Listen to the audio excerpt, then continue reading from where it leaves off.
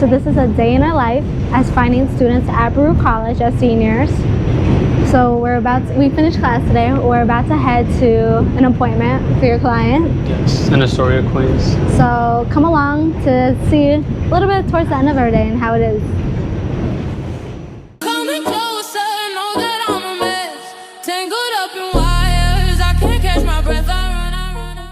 So next stop is to our destination, and we'll see how it is. See you guys along.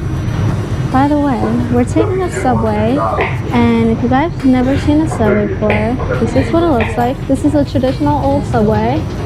If you're watching this, comment down below what state you're from and where you're watching this from. We'd be interested to see.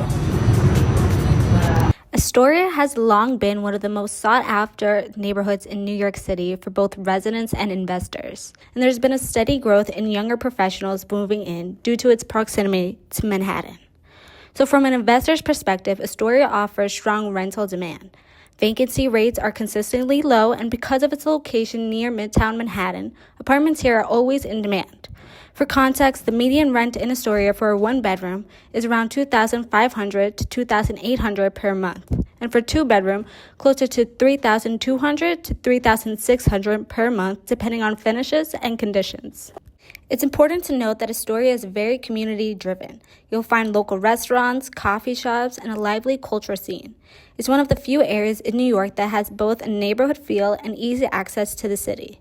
You're only a short ride from Central Park and the East River waterfront. Charlie, that's where I wanted to go. The Peruvian kitchen food. Oh, that's the what it is. Wait, so what is that? So it's like a Chipotle, but Peruvian style. We got... Oh, we had to at least look inside. I think we have time, right? We have time to look inside. Guys, I've been wanting to go here for a while. Oh, and I told Charlie he would like it.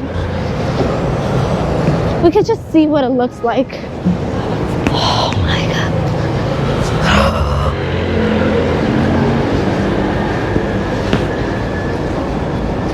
Bienvenidos todas mis peruanas familia.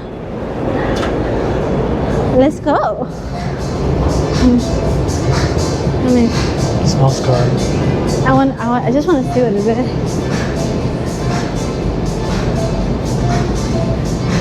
See, they have it. Hello. How are you?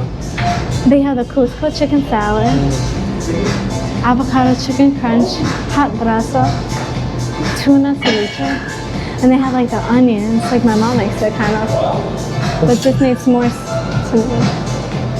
Interesting, right? But no Coca-Cola. And now, importantly for you, this is a high rent as well as renter-heavy neighborhood. According to this zip code itself, 85% of housing units in the 11102 are rents are occupied. This building that we're going to look at is a 6-unit building. This area is known for low to mid-rise buildings, as we could see as we pan. Now we're inside the first floor apartment, and I want to give you a clear, straightforward sense of the interior before we move on to the next units. Overall, the apartment is in good, well-maintained condition, which matches what we'll see in the other units later on. This is definitely not marketed as newly renovated, but everything appears functional, clean, and structurally sound. The layout here is a classic railroad style apartment, which is common for older Astoria buildings. Each room leads into the next in a straight line, so it's not an open concept floor plan. It is more traditional, but maximizes interior space well. Now, this apartment in particular does have access to the backyard, the patio area in the back, so it does reflect in a higher rent. Now, in terms of mechanicals, the building uses oil heat, and each room is heated through radiators. Cooling is done through window AC units, since there are no split units or central air installed in the building. Now, we're down in the basement, and I want to walk you through what I'm seeing from a practical perspective. As always, I want to be clear that I'm not a contractor or property inspector, but from what I could physically observe, the basement appears to be well kept, organized, and free from any obvious red flags. The cleanliness and organization down here also allows us to clearly see the walls, mechanicals, the oil tanks, and the overall amount of usable floor space. And from an upkeep standpoint, I don't have any concerns based on what's visible. Now, the first thing to note is that this building does use oil heat, and in this basement there are 2 large oil tanks. Oil heating is functional and reliable, but it's not the most cost-efficient system, mainly because oil prices fluctuate and the cost of heating with oil tends to be higher on average than gas. Since tenants do not pay separately for their heat, these heating costs would fall directly on you as the owner, and is something to factor in long-term operating expenses as well as potential upgrades, which makes it easier for you to take full advantage of the stock of the space and plan for any organizational changes or future improvements.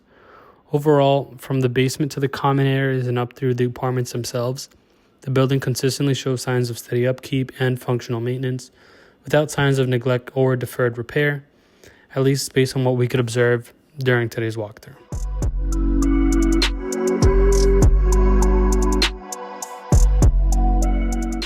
Yeah, it's part of the course. And all apartments, the 6 units, they're all free market, or is it rent stabilized? No, so 4 of the 6, I believe, are rent stabilized. Rent stabilized. Yeah. Okay. So you can move it up. Yeah. I mean, there's like a calculation to it, but But the other 2 are free market and they're at market rate? so the one we were just in is like 3,200. Okay. I gotta look at it. I gotta remember which one the other free market is. Okay. Now, on the income side, after applying a standard 5% vacancy assumption, the building is estimated to generate approximately $137,000 in annual rental income, and this is based on the current rents, unit mix, and the rent stabilized structure of the property itself. The building shows a healthy estimated cap rate of approximately 4.7%. This is based on the calculations I ran for effective rental income, total annual expenses, net operating income, and the resulting cap rate. The rent stabilized units do provide stability, while the market rate units allow flexibility and higher income potentials.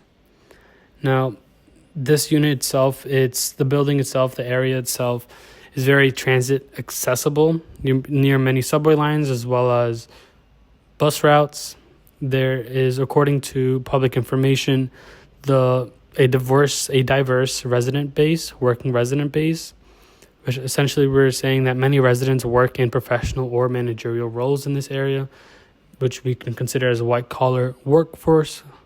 There's also a strong rental demand. Given the high percentage of renters, buildings like this do tend to have good occupancy potential. Granted, because and due to the area that we're in, there is a higher cost of entry, with median homes value being closer to $700,000. It's not a cheap market to buy into. The rents in this area are relatively high for the city as a whole. Now, when you look it up, there is a higher vacancy rate for this area. They estimate over 40%, but this most likely could be due to newer or unoccupied buildings in the area. And each room is heated through radiators. Cooling is done through window AC units, since there are no split units or central air installed in the building. Now, for older multifamily buildings in this part of Astoria, the setup is pretty typical. Now, when we go into the appliances, it varies from unit to unit a little bit. Some have stainless steel appliances, not all.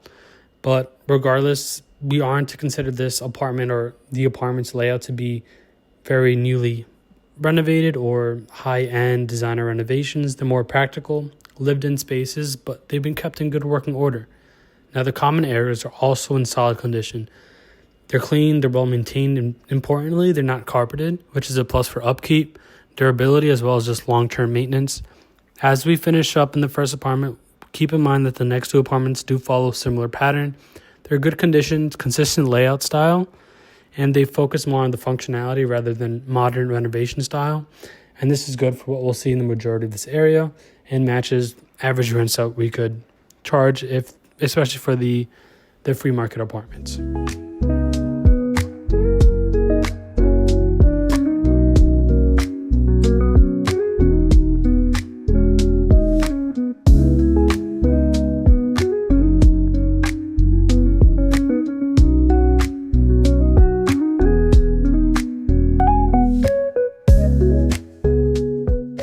What's that tile?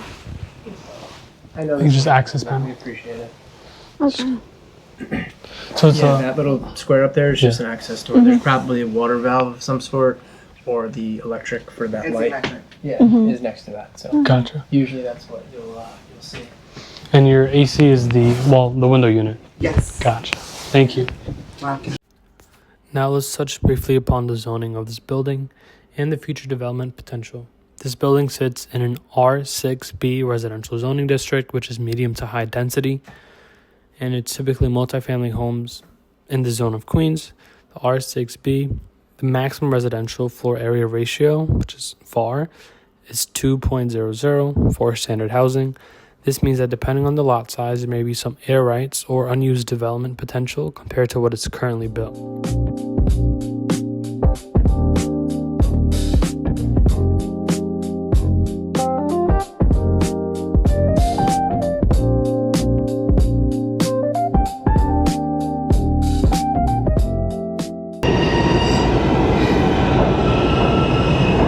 We finished our appointment and now we're waiting to catch the subway back to Jamaica. I'm getting dizzy.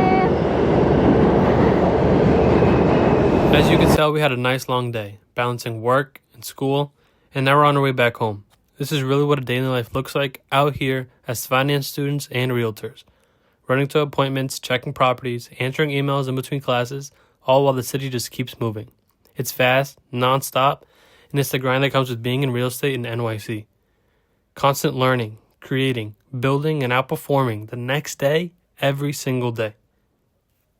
This is why we do what we do. At the Charlemagne Benjamin Realty team, we're out every day, moving through the city, meeting people, helping them figure out what's next. If you ever have any questions, need advice, or you're looking for a place, you can reach out to us at any time. Call us, shoot us a text. We're big on communication and making sure our clients actually feel supported. At the end of the day, we advise individuals and families on high-stake real estate decisions with clarity, discretion, and long-term thinking. So whenever you're ready, we're here.